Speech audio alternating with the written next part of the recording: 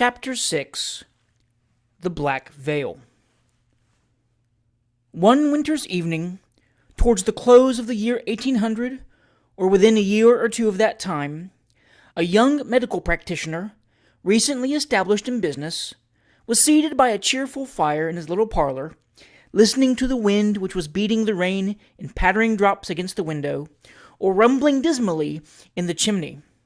The night was wet and cold.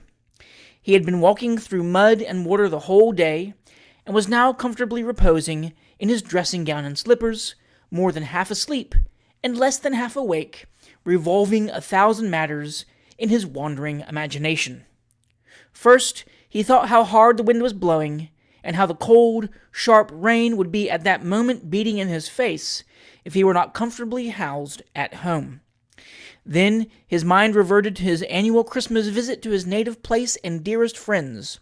He thought how glad they would all be to see him, and how happy it would make Rose if he could only tell her that he had found a patient at last, and hoped to have more, and to come down again in a few months' time, and marry her, and take her home to gladden his lonely fireside, and stimulate him to fresh exertions. Then he began to wonder when his first patient would appear, or whether he was destined by a special dispensation of Providence never to have any patients at all. And then he thought about Rose again, and dropped to sleep and dreamed about her, till the tones of her sweet, merry voice sounded in his ears, and her soft, tiny hand rested on his shoulder. There was a hand upon his shoulder, but it was neither soft nor tiny, its owner being a corpulent, round-headed boy who, in consideration of the sum of 1 shilling per week and his food, was let out by the parish to carry medicine and messages. As there was no demand for the medicine, however, and no necessity for the messages, he usually occupied his unemployed hours, averaging 14 a day, in abstracting peppermint drops, taking animal nourishment, and going to sleep. "A lady, sir, a lady," whispered the boy, rousing his master with a shake. "What lady?" cried our friend, starting up, not quite certain that his dream was an illusion, and half expecting that it might be Rose herself. "What lady? Where?" "There, sir," replied the boy, pointing to the glass door leading into the surgery, with an expression of alarm which the very unusual apparition of a customer might have tended to excite. The surgeon looked towards the door, and started himself, for an instant, on beholding the appearance of his unlooked-for visitor. It was a singularly tall woman, dressed in deep mourning, and standing so close to the door that her face almost touched the glass. The upper part of her figure was carefully muffled in a black shawl, as if for the purpose of concealment, and her face was shrouded by a thick, black veil. She stood perfectly erect. Her figure was drawn up to its full height, and though the surgeon felt that the eyes beneath the veil were fixed on him, she stood perfectly motionless, and evinced, by no gesture whatever, the slightest consciousness of his having turned towards her. "Do you wish to consult me?" he inquired, with some hesitation, holding open the door. It opened inwards, and therefore the action did not alter the position of the figure, which still remained motionless on the same spot. She slightly inclined her head, in token of acquiescence. "Pray, walk in," said the surgeon. The figure moved a step forward, and then, turning its head in the direction of the boy, to his infinite horror, appeared to hesitate. "Leave the room, Tom," said the young man, addressing the boy, whose large, round eyes had been extended to their utmost width during this brief interview. "Draw the curtain, and shut the door."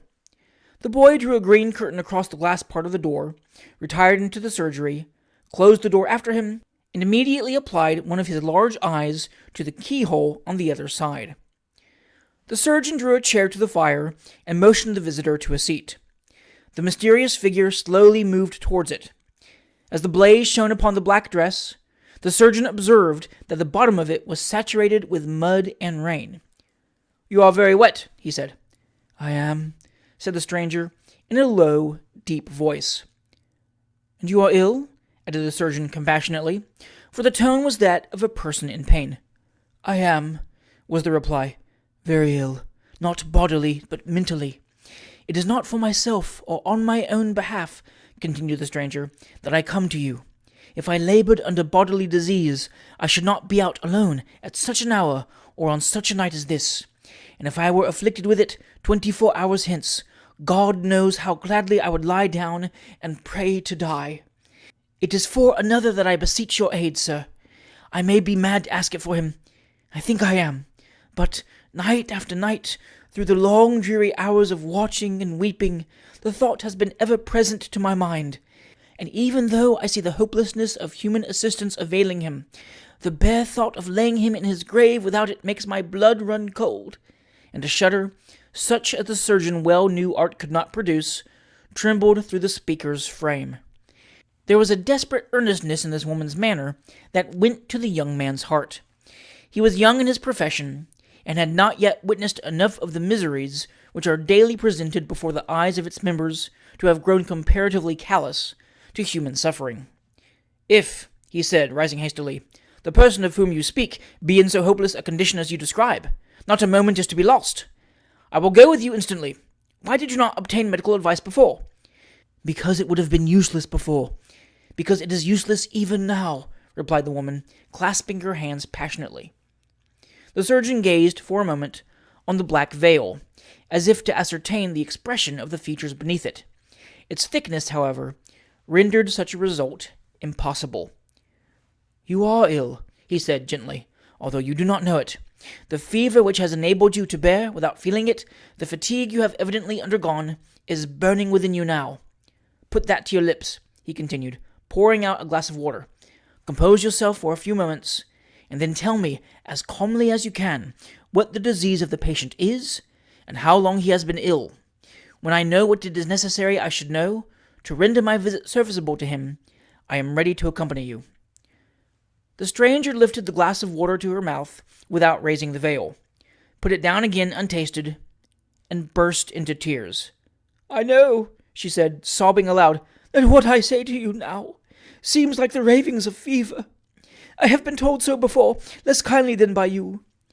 I am not a young woman, and they do say that as life steals on towards its final close, the last short remnant, worthless as it may seem to all beside, is dearer to its possessor than all the years that have gone before, connected though they be with the recollection of old friends long since dead, and young ones, children perhaps, who have fallen off from and forgotten one as completely as if they had died too. My natural term of life cannot be many years longer, and should be dear on that account, but I would lay it down without a sigh, with cheerfulness, with joy, if what I tell you now were only false or imaginary. Tomorrow morning he of whom I speak will be, I know, though I would fain think otherwise, beyond the reach of human aid. And yet, tonight, though he is in deadly peril, you must not see, and could not serve him. I am unwilling to increase your distress, said the surgeon after a short pause, by making any comment on what you have just said, or appearing desirous to investigate a subject you are so anxious to conceal. But there is an inconsistency in your statement which I cannot reconcile with probability. This person is dying tonight, and I cannot see him when my assistance might possibly avail. You apprehend it will be useless tomorrow, and yet you would have me see him then. If he be, indeed, as dear to you as your words and manner would imply, why not try to save his life before delay and the progress of his disease render it impracticable? God help me! Exclaimed the woman, weeping bitterly. How can I hope strangers will believe what appears incredible even to myself? You will not see him then, sir? She added, rising suddenly. I did not say that I declined to see him, replied the surgeon, but I warn you that if you persist in this extraordinary procrastination, and the individual dies, a fearful responsibility rests with you. The responsibility will rest heavily somewhere, replied the stranger bitterly. Whatever responsibility rests with me, I am content to bear, and ready to answer. As I incur none, continued the surgeon, by acceding to your request, I will see him in the morning, if you leave me the address. At what hour can he be seen? 9, replied the stranger. You must excuse my presenting these inquiries, said the surgeon, but is he in your charge now? He is not, was the rejoinder.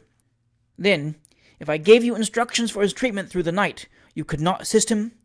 The woman wept bitterly, as she replied, I could not.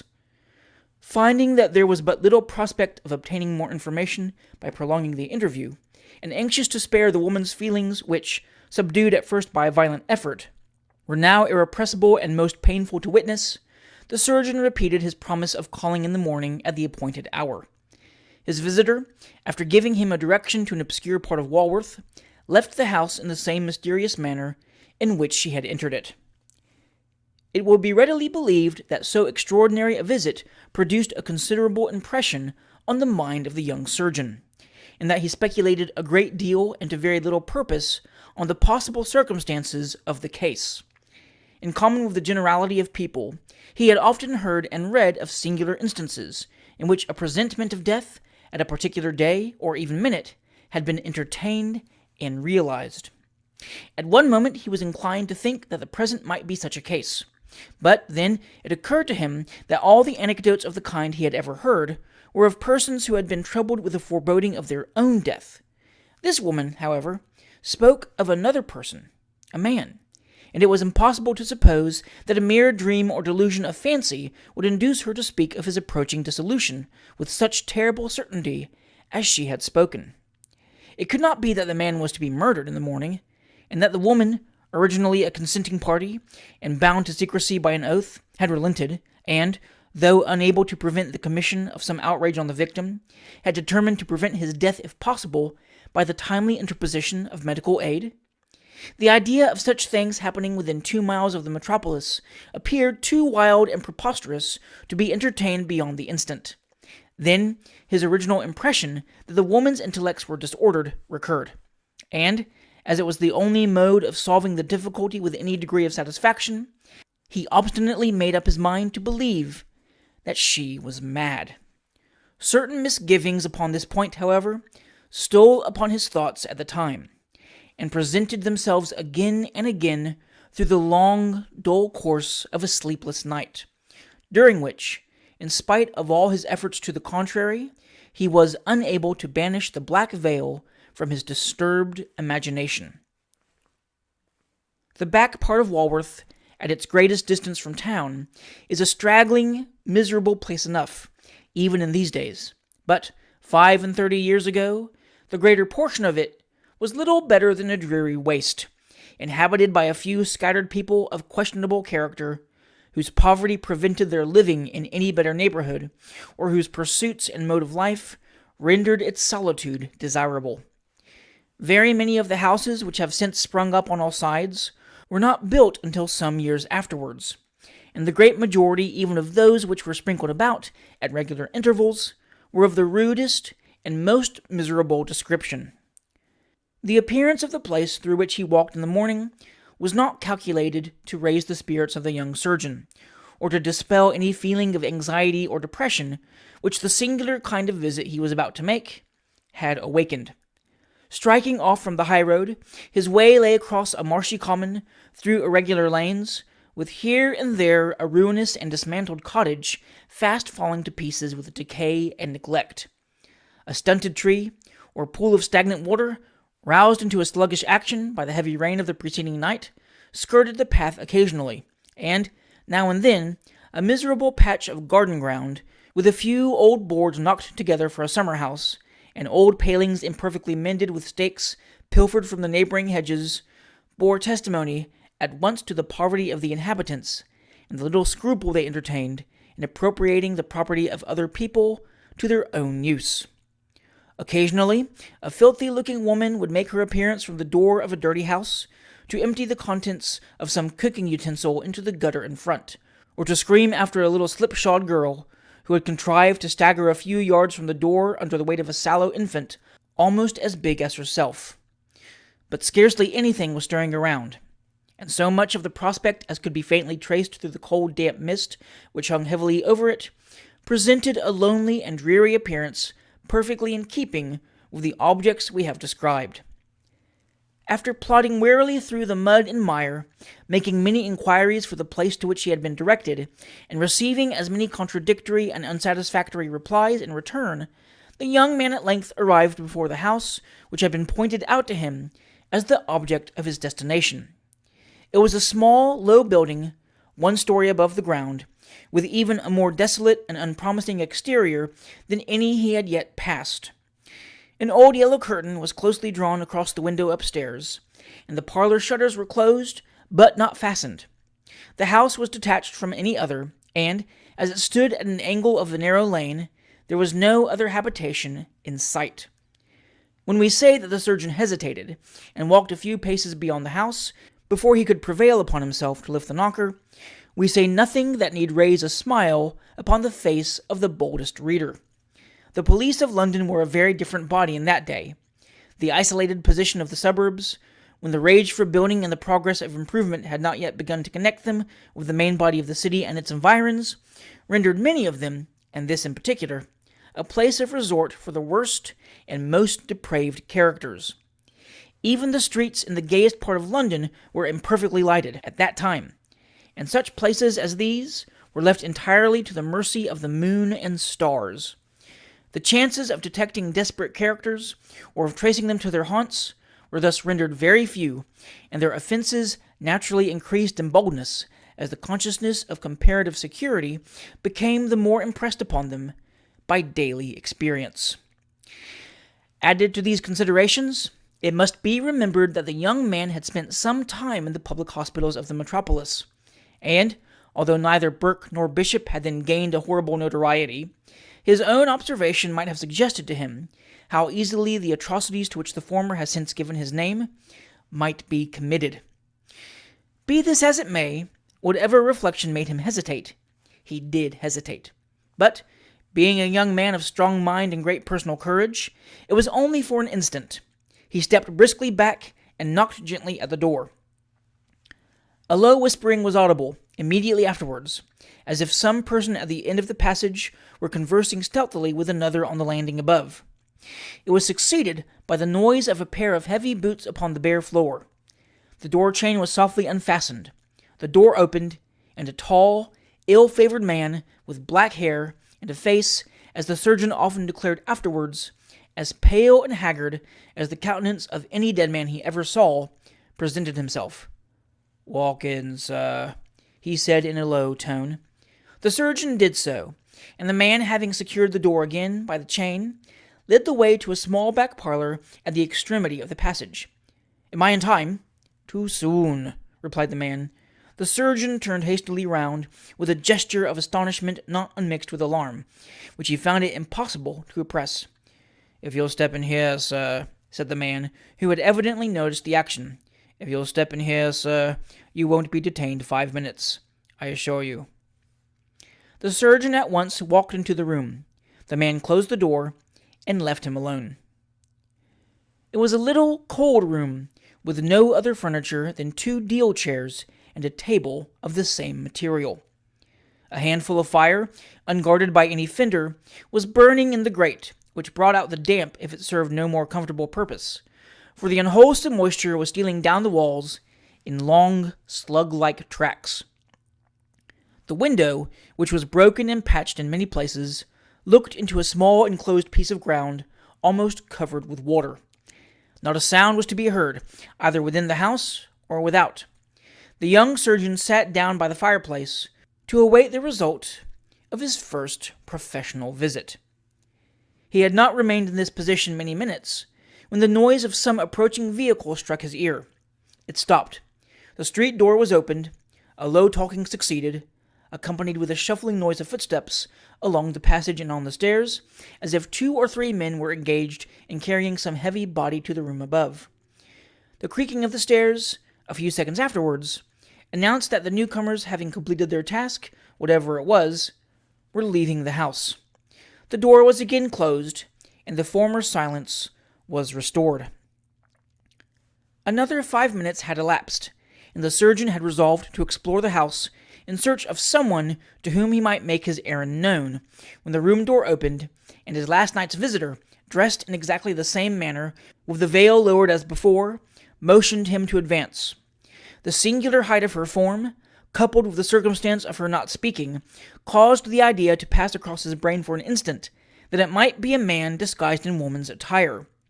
The hysteric sobs which issued from beneath the veil, and the convulsive attitude of grief of the whole figure, however, at once exposed the absurdity of the suspicion, and he hastily followed. The woman led the way upstairs to the front room, and paused at the door to let him enter first.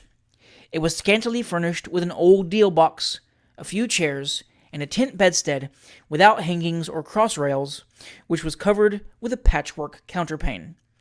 The dim light admitted through the curtain which he had noticed from the outside rendered the objects in the room so indistinct, and communicated to all of them so uniform a hue, that he did not, at first, perceive the object on which his eye at once rested, when the woman rushed frantically past him, and flung herself on her knees by the bedside. Stretched upon the bed, closely enveloped in a linen wrapper, and covered with blankets, lay a human form, stiff and motionless. The head and face, which were those of a man, were uncovered, save by a bandage which passed over the head and under the chin. The eyes were closed. The left arm lay heavily across the bed, and the woman held the passive hand. The surgeon gently pushed the woman aside, and took the hand in his. "My God!" he exclaimed, letting it fall involuntarily. "The man is dead!" The woman started to her feet, and beat her hands together. "Oh, don't say so, sir!" she exclaimed, with a burst of passion amounting almost to frenzy. "Oh, don't say so, sir! I can't bear it! Men have been brought to life before, when unskilful people have given them up for lost, and men have died who might have been restored if proper means had been resorted to. Don't let him lie here, sir, without one effort to save him. This very moment life may be passing away. Do try, sir, do, for heaven's sake!" And while speaking, she hurriedly chafed first the forehead and then the breast of the senseless form before her, and then wildly beat the cold hands, which, when she ceased to hold them, fell listlessly and heavily back on the coverlet. "It is of no use, my good woman," said the surgeon soothingly, as he withdrew the hand from the man's breast. "Stay. Undraw that curtain." "Why?" said the woman, starting up. "Undraw that curtain!" repeated the surgeon in an agitated tone. "I darkened the room on purpose," said the woman, throwing herself before him as he rose to undraw it. "Oh, sir, have pity on me! If it can be of no use, and he is really dead, do not expose that form to other eyes than mine." "This man died no natural or easy death," said the surgeon. "I must see the body." With a motion so sudden that the woman hardly knew that he had slipped from beside her, he tore open the curtain, admitted the full light of day, and returned to the bedside. "There has been violence here," he said, pointing towards the body and gazing intently on the face, from which the black veil was now, for the first time, removed.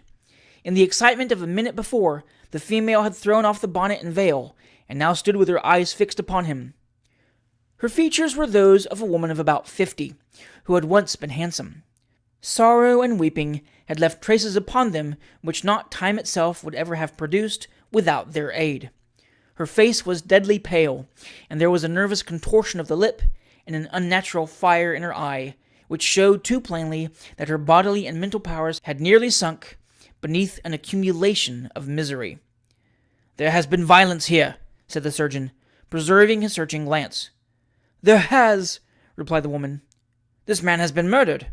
"Then I call God to witness he has," said the woman passionately. "Pitilessly, inhumanly murdered."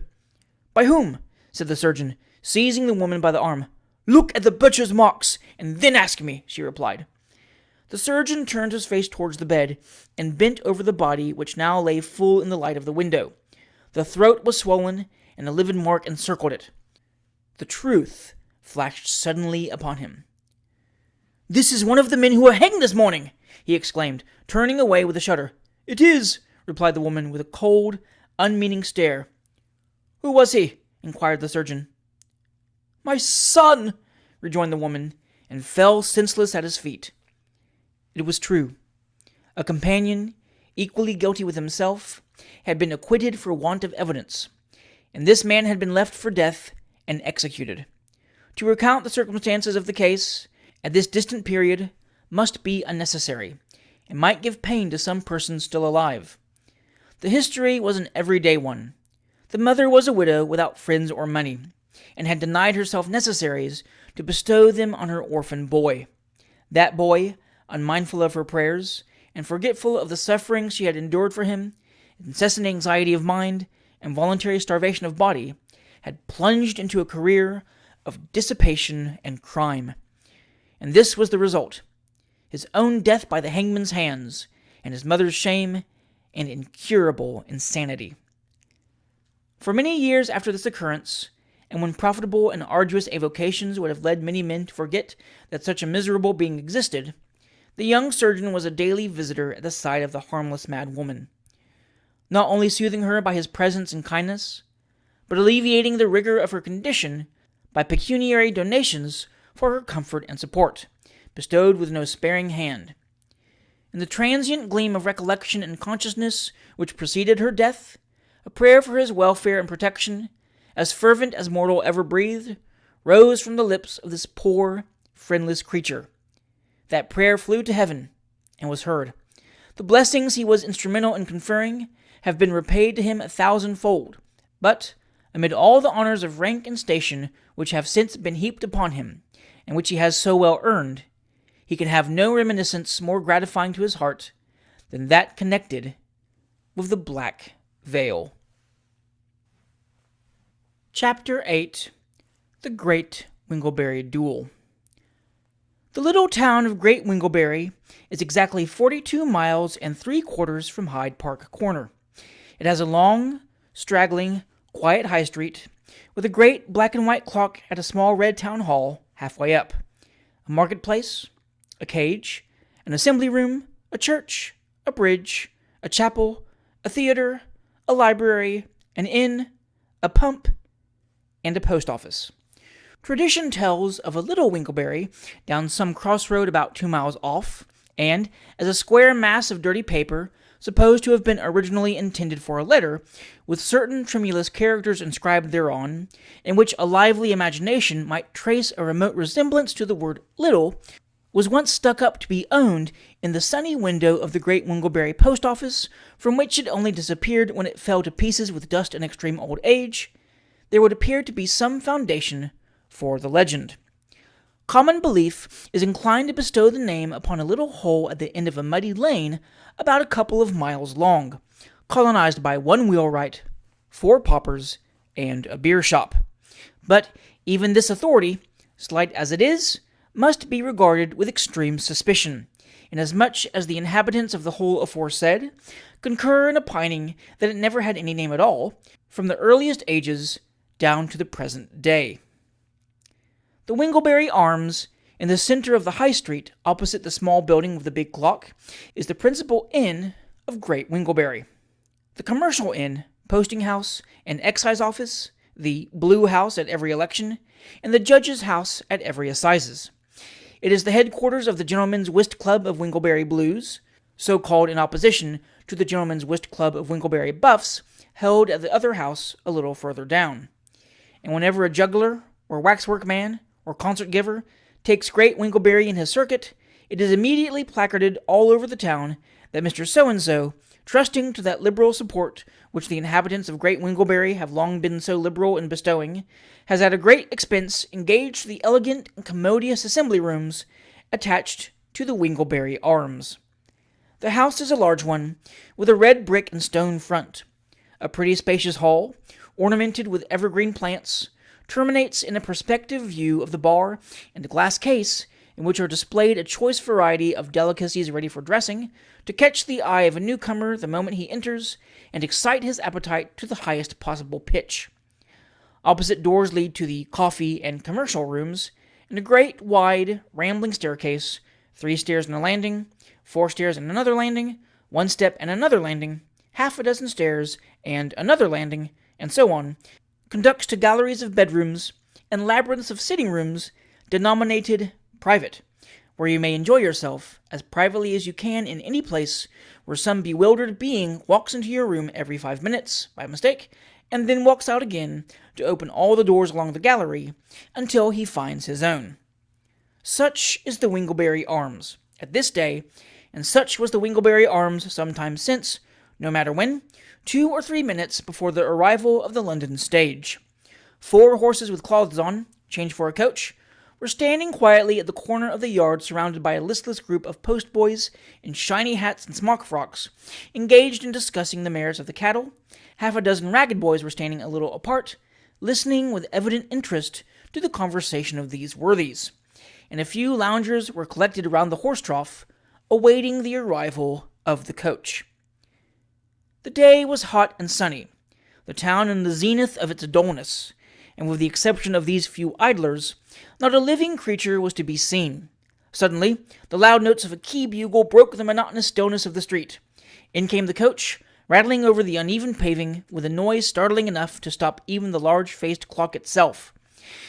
Down got the outsides, up went the windows in all directions, out came the waiters, up started the ostlers, and the loungers, and the postboys, and the ragged boys, as if they were electrified, unstrapping and unchaining and unbuckling and dragging willing horses out and forcing reluctant horses in and making a most exhilarating bustle. "Lady inside here," said the guard. "Please to alight, ma'am," said the waiter. "Private sitting room?" interrogated the lady. "Certainly, ma'am," responded the chambermaid. "Nothing but these here trunks, ma'am?" inquired the guard. "Nothing more," replied the lady. Up got the outsides again, and the guard, and the coachman. Off came the cloths with a jerk. "All right," was the cry, and away they went.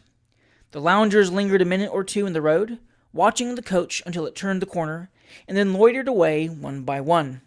The street was clear again, and the town, by contrast, quieter than ever. "Lady in number 25, screamed the landlady. "Thomas?" "Yes, ma'am." "Letter just been left for the gentleman in number 19. Boots of the Lion left it. No answer." "Letter for you, sir," said Thomas, depositing the letter on number 19's table. "For me?" said number 19, turning from the window, out of which he had been surveying the scene just described. "Yes, sir. Waiters always speak in hints, and never utter complete sentences. Yes, sir. Boots of the Lion, sir. Bar, sir. Mrs. in number 19, sir. Alexander Trott, Esquire, sir. Your card at the bar, sir, I think, sir." "My name is Trott," replied number 19, breaking the seal. "You may go, waiter." The waiter pulled down the window blind, and then pulled it up again, for a regular waiter must do something before he leaves the room. Adjusted the glasses on the sideboard, brushed a place that was not dusty, rubbed his hands very hard, walked stealthily to the door, and evaporated. There was, evidently, something in the contents of the letter of a nature, if not wholly unexpected, certainly extremely disagreeable. Mr. Alexander Trott laid it down, and took it up again, and walked about the room on particular squares of the carpet, and even attempted, though unsuccessfully, to whistle an air. It wouldn't do. He threw himself into a chair, and read the following epistle aloud. "Blue Lion and Stomach Warmer, Great Winglebury, Wednesday morning. Sir, immediately on discovering your intentions, I left our counting-house, and followed you. I know the purport of your journey. That journey shall never be completed. I have no friend here just now, on whose secrecy I can rely. This shall be no obstacle to my revenge. Neither shall Emily Brown be exposed to the mercenary solicitations of a scoundrel, odious in her eyes, and contemptible in everybody else's. Nor will I tamely submit to the clandestine attacks of a base umbrella-maker. Sir, from Great Winglebury Church, a footpath leads through 4 meadows to a retired spot known to the townspeople as Stiffin's Acre." Mr. Trott shuddered. "I shall be waiting there alone at 20 minutes before 6 o'clock tomorrow morning. Should I be disappointed in seeing you there, I will do myself the pleasure of calling with a horsewhip. Horace Hunter. P.S. There is a gunsmith's in the High Street, and they won't sell gunpowder after dark. You understand me. P.P.S. You had better not order your breakfast in the morning until you have met me. It may be an unnecessary expense." "Desperate-minded villain! I knew how it would be!" ejaculated the terrified Trott. "I always told father that once start me on this expedition, and Hunter would pursue me like the wandering Jew. It's bad enough as it is, to marry with the old people's commands, and without the girl's consent. But what will Emily think of me, if I go down there breathless with running away from this infernal salamander? What shall I do? What can I do? If I go back to the city, I'm disgraced forever, lose the girl, and, what's more, lose the money too. If I did go on to the Browns by the coach, Hunter would be after me in a post-chaise, and if I go to this place, this Stiffin's Acre," another shudder, "I'm as good as dead. I've seen him hit the man at the Pall Mall shooting gallery in the second buttonhole of the waistcoat 5 times out of every 6. And when he didn't hit him there, he hit him in the head. With this consolatory reminiscence, Mr. Alexander Trott again ejaculated, "What shall I do?" Long and weary were his reflections as, burying his face in his hand, he sat, ruminating on the best course to be pursued. His mental direction post pointed to London. He thought of the governor's anger, and the loss of the fortune which the paternal Brown had promised to the paternal Trott his daughter should contribute to the coffers of his son. Then the words, "Two Browns," were legibly inscribed on the said direction post, but Horace Hunter's denunciation rung in his ears. Last of all it bore, in red letters, the words, "To Stiffun's Acre," and then Mr. Alexander Trott decided on adopting a plan which he presently matured. First and foremost, he dispatched the underboots to the Blue Lion and Stomach Warmer, with a gentlemanly note to Mr. Horace Hunter, intimating that he thirsted for his destruction, and would do himself the pleasure of slaughtering him the next morning, without fail. He then wrote another letter, and requested the attendance of the other boots, for they kept a pair. A modest knock at the room door was heard. "Come in," said Mr. Trott.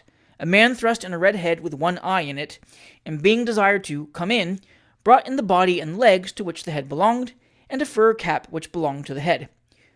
"You are the upper boots, I think?" inquired Mr. Trott. "Yes, I'm the upper boots," replied a voice from inside a velveteen case, with a mother-of-pearl buttons. "That is, I'm the boots as belongs to the house. The other man's my man, as goes errands and does your jobs. Top boots and half boots, I calls us."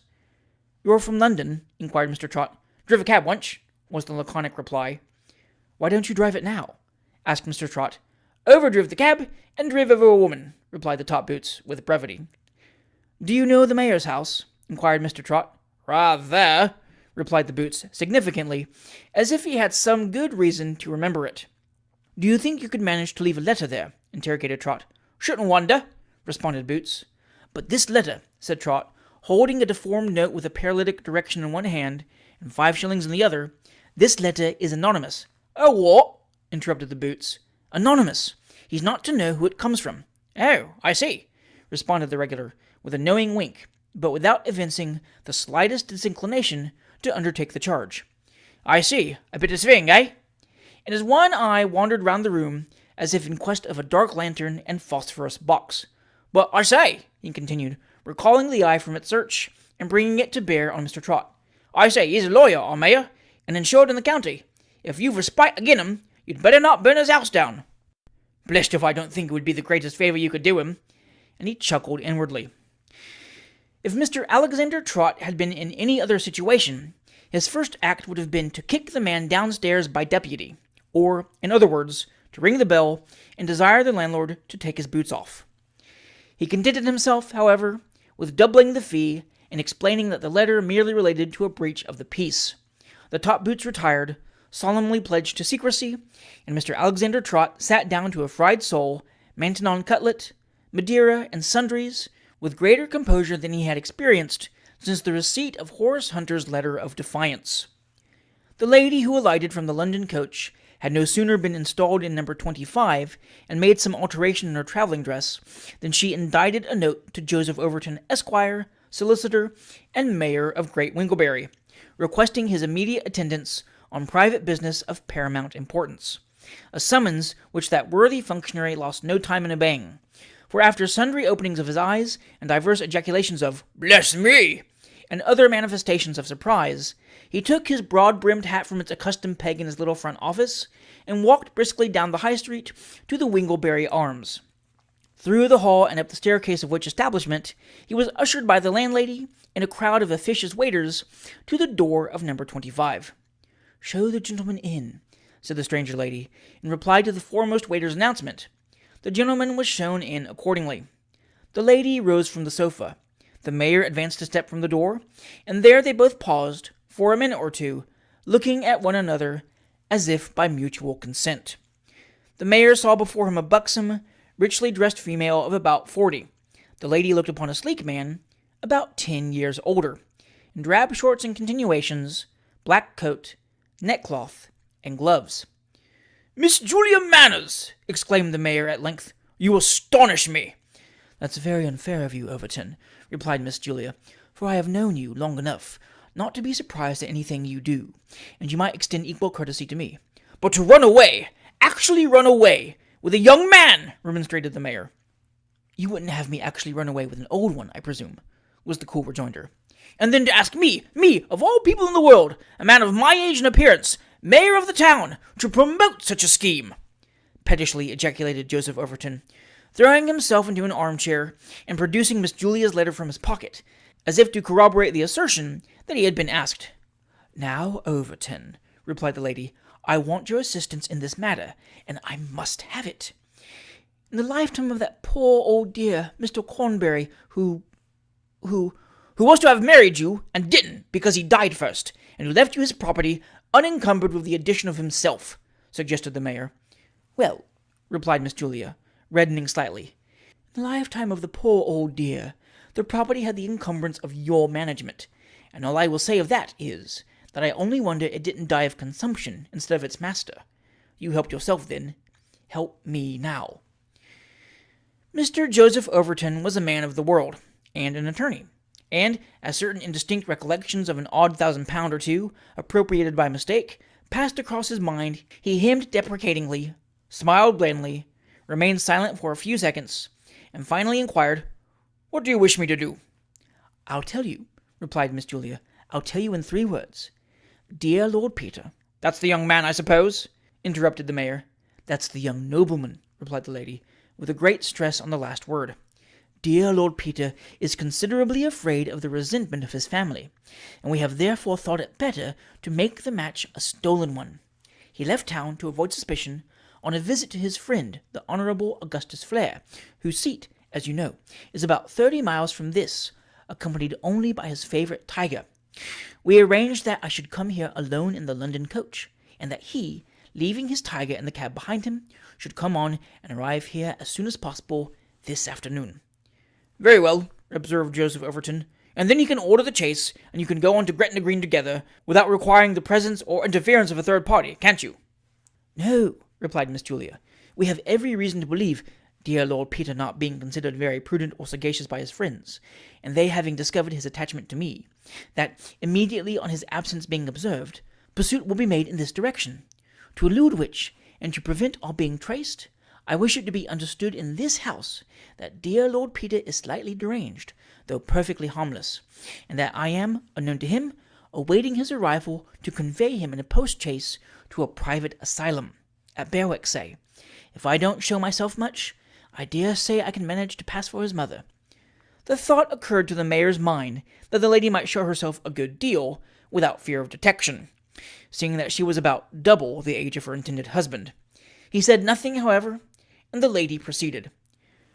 "With the whole of this arrangement dear Lord Peter is acquainted, and all I want you to do is to make the delusion more complete by giving it the sanction of your influence in this place, and assigning this as a reason to the people of this house for my taking the young gentleman away. As it would not be consistent with the story that I should see him until after he has entered the chaise, I also wish you to communicate with him and inform him that all is going on well." "Has he arrived?" inquired Overton. "I don't know," replied the lady. "Then how am I to know?" inquired the mayor. "Of course he will not give his own name at the bar." "I begged him, immediately on his arrival, to write you a note," replied Miss Manners, "and to prevent the possibility of our project being discovered through its means, I desired him to write anonymously, and in mysterious terms, to acquaint you with the number of his room."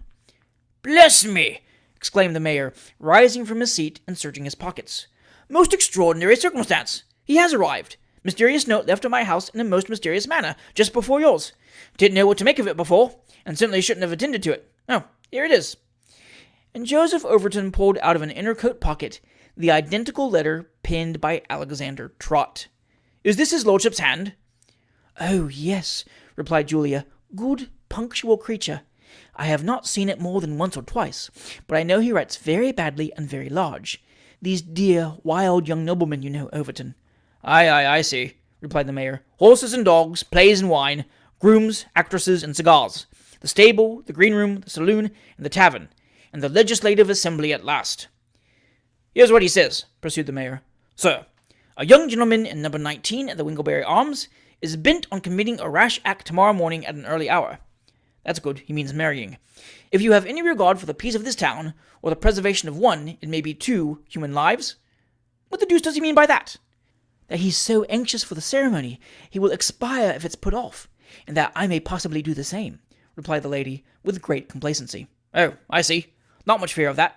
Well, 2 human lives, you will cause him to be removed tonight. He wants to start at once. Fear not to do this on your responsibility, for tomorrow morning the absolute necessity of the proceeding will be but too apparent. Remember, number 19. The name is Trot. No delay, for life and death depend upon your promptitude. Passionate language, certainly. Shall I see him? Do, replied Miss Julia, and entreat him to act his part well. I am half afraid of him. Tell him to be cautious. I will, said the mayor. Settle all the arrangements. I will, said the mayor again, and say I think the chase had better be ordered for 1 o'clock. Very well, said the mayor once more, and, ruminating on the absurdity of the situation in which fate and old acquaintance had placed him, he desired a waiter to herald his approach to the temporary representative of number 19. The announcement, "Gentleman to speak with you, sir," induced Mr. Trot to pause halfway in the glass of port, the contents of which he was in the act of imbibing at the moment, to rise from his chair, and retreat a few paces towards the window, as if to secure a retreat, in the event of the visitor assuming the form and appearance of Horace Hunter. One glance at Joseph Overton, however, quieted his apprehensions.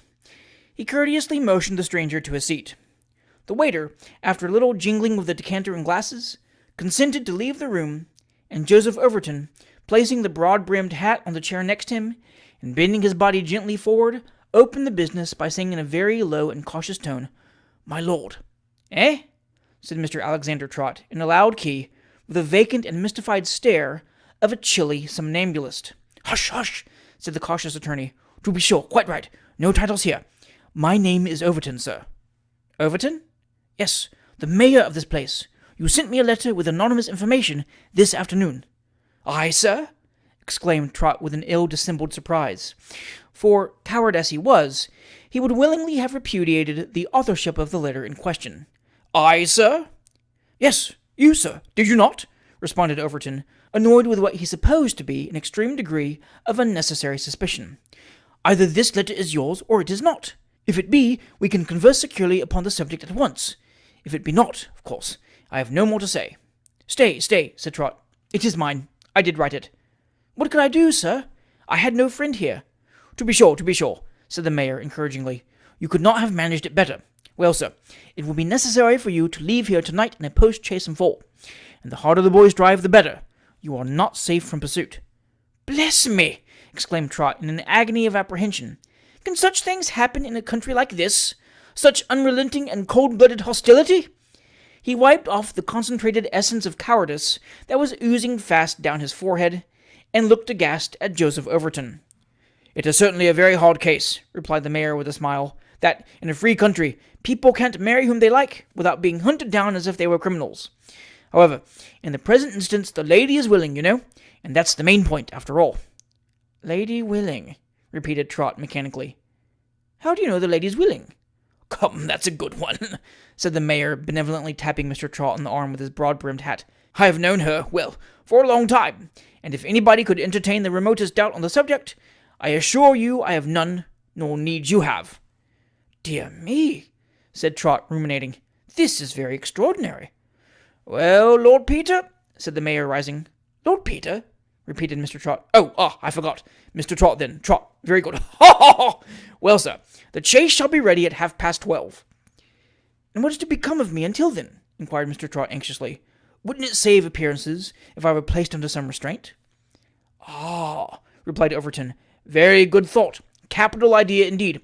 I'll send somebody up directly, and if you make a little resistance when we put you in the chaise, it wouldn't be amiss. Look as if you didn't want to be taken away, you know." "To be sure," said Trot, "to be sure." "Well, my lord," said Overton in a low tone, "until then, I wish your lordship good evening." Lordship?" ejaculated Trot again, falling back a step or two, and gazing in unutterable wonder on the countenance of the mayor. "Ha, ha! I see, my lord. Practising the madman? Very good indeed. Very vacant look. Capital, my lord, capital. Good evening, Mr. Trot. Ha, ha, ha, ha!" "That mayor's decidedly drunk," soliloquized Mr. Trot, throwing himself back in his chair in an attitude of reflection.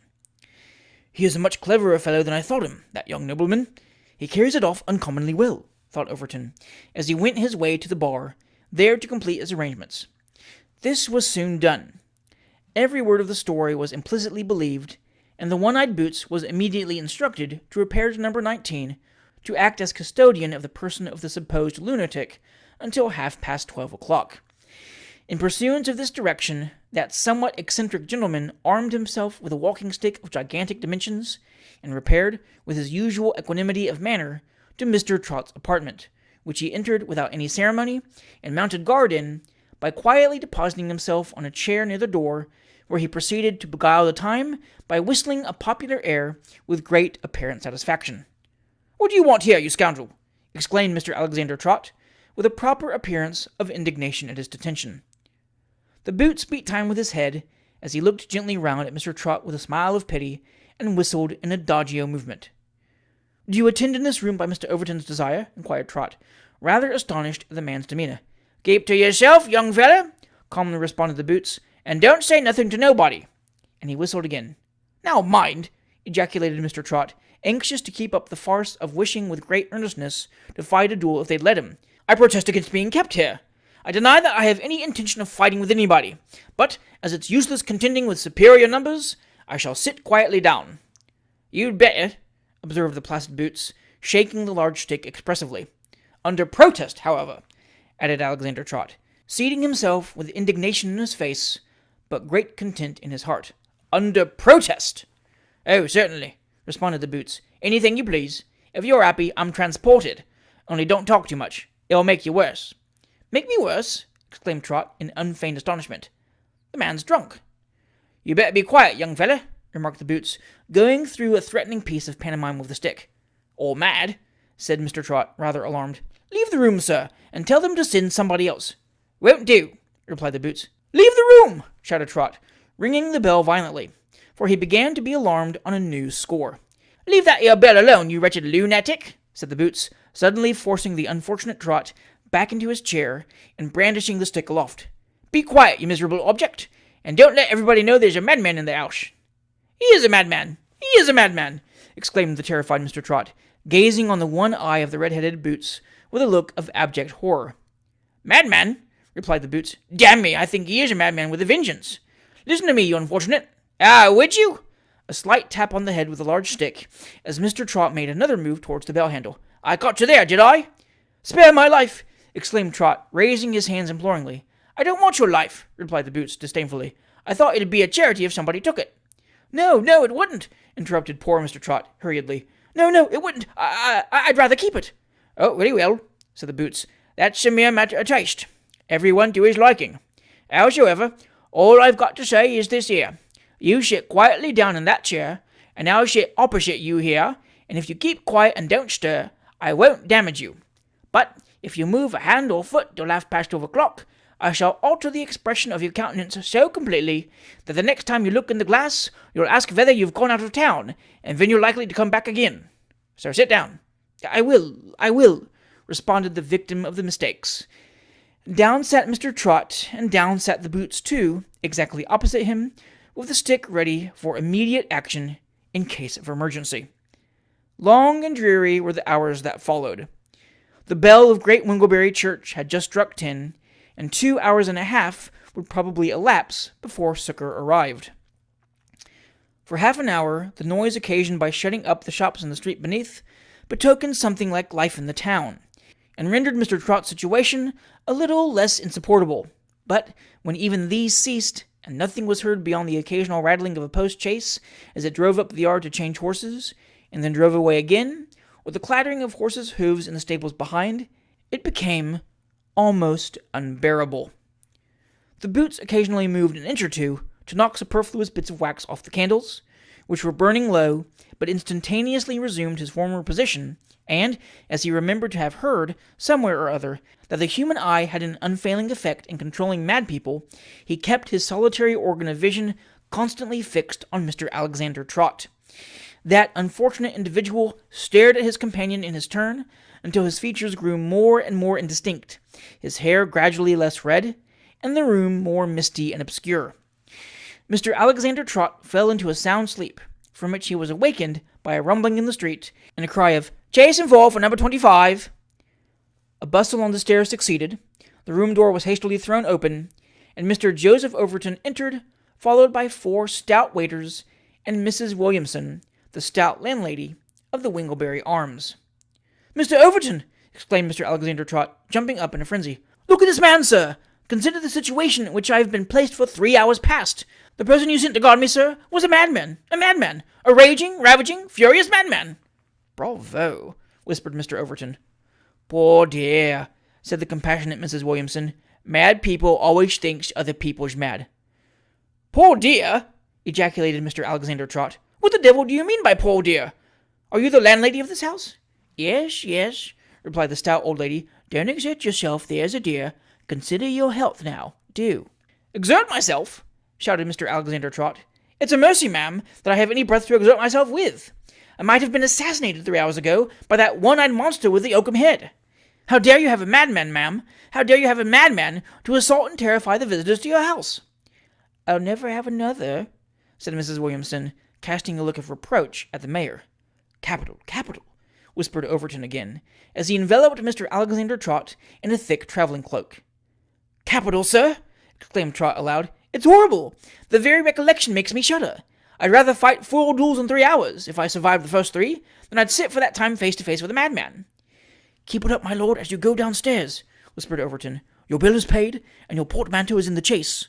And then he added aloud, "Now, waiters, the gentleman's ready." At this signal, the waiters crowded around Mr. Alexander Trott. One took one arm, another the other, a third walked before with a candle, the fourth behind with another candle.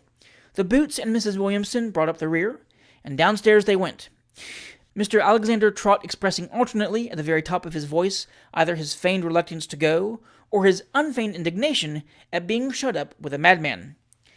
Mr. Overton was waiting at the chaise door, the boys were ready mounted, and a few ostlers and stable nondescripts were standing round to witness the departure of the mad gentleman. Mr. Alexander Trott's foot was on the step, when he observed, which the dim light had prevented his doing before, a figure seated in the chaise, closely muffled up in a cloak like his own. "Who's that?" he inquired of Overton in a whisper. "Hush, hush," replied the mayor. "The other party, of course." "The other party!" exclaimed Trott, with an effort to retreat. "Yes, yes, you'll soon find that out before you go far, I should think. But make a noise. You'll excite suspicion if you whisper to me so much." "I won't go in this chaise!" shouted Mr. Alexander Trott, all his original fears recurring with tenfold violence. "I shall be assassinated! I shall be—" "Bravo, bravo!" whispered Overton. "I'll push you in." "But I won't go!" exclaimed Mr. Trott. "Help here! Help! They're carrying me away against my will! This is a plot to murder me!" "Poor dear," said Mrs. Williamson again. "Now, boys, put him along," cried the mayor, pushing Trott in and slamming the door. "Off with you, as quick as you can, and stop for nothing till you come to the next stage. All right!" "Horses are paid, Tom!" screamed Mrs. Williamson, and away went the chaise, at the rate of 14 miles an hour, with Mr. Alexander Trott and Miss Julia Manners carefully shut up in the inside. Mr. Alexander Trott remained coiled up in one corner of the chaise, and his mysterious companion in the other, for the first 2 or 3 miles, Mr. Trott edging more and more into his corner, as he felt his companion gradually edging more and more from hers, and vainly endeavoring in the darkness to catch a glimpse of the furious face of the supposed horse hunter. "We may speak now," said his fellow traveller at length. "The post-boys can neither see nor hear us." "That's not Hunter's voice," thought Alexander, astonished. "Dear Lord Peter," said Miss Julia, most winningly, putting her arm on Mr. Trott's shoulder. "Dear Lord Peter, not a word?" "Why, it's a woman!" exclaimed Mr. Trott in a low tone of excessive wonder. "Ah, whose voice is that?" said Julia. "'Tis not Lord Peter's." "No, it's mine," replied Mr. Trott. "Yours?" ejaculated Miss Manners. "A strange man! Gracious heaven! How came you here?" "Whoever you are, you might have known that I came against my will, ma'am," replied Alexander, "for I made noise enough when I got in." "Do you come from Lord Peter?" inquired Miss Manners. "Confound Lord Peter!" replied Trott pettishly. "I don't know any Lord Peter. I've never heard of him before tonight, when I've been Lord Petered by one, and Lord Petered by another, till I verily believe I'm mad, or dreaming." "Whither are we going?" inquired the lady tragically. "How should I know, ma'am?" replied Trott with a singular coolness, for the events of the evening had completely hardened him. "Stop, stop!" cried the lady, letting down the front glasses of the chaise. "Stay, my dear ma'am," said Mr. Trott, pulling up the glasses again with one hand, and gently squeezing Miss Julia's waist with the other. "There is some mistake here. Give me till the end of this stage to explain my share of it. We must go so far. You cannot be set down here alone at this hour of the night." The lady consented. The mistake was mutually explained. Mr. Trott was a young man, had highly promising whiskers, an undeniable tailor, and an insinuating address. He wanted nothing but valor, and who wants that with 3,000 a year? The lady had this, and more. She wanted a young husband, and the only course open to Mr. Trott to receive his disgrace was a rich wife. So they came to the conclusion that it would be a pity to have all this trouble and expense for nothing, and that as they were so far on the road already, they had better go to Gretna Green and marry each other. And they did so. And the very next preceding entry in the blacksmith's book was an entry of the marriage of Emily Brown with Horace Hunter. Mr. Hunter took his wife home and begged pardon, and was pardoned. And Mr. Trott took his wife home, begged pardon too, and was pardoned also. And Lord Peter, who had been detained beyond his time by drinking champagne and riding a steeplechase, went back to the Honourable Augustus Flair's, and drank more champagne, and rode another steeplechase, and was thrown and killed. And Horace Hunter took great credit to himself for practising on the cowardice of Alexander Trott. And all these circumstances were discovered in time, and carefully noted down, and if you ever stop a week at the Winglebury Arms, they will give you just this account of the Great Winglebury Dual.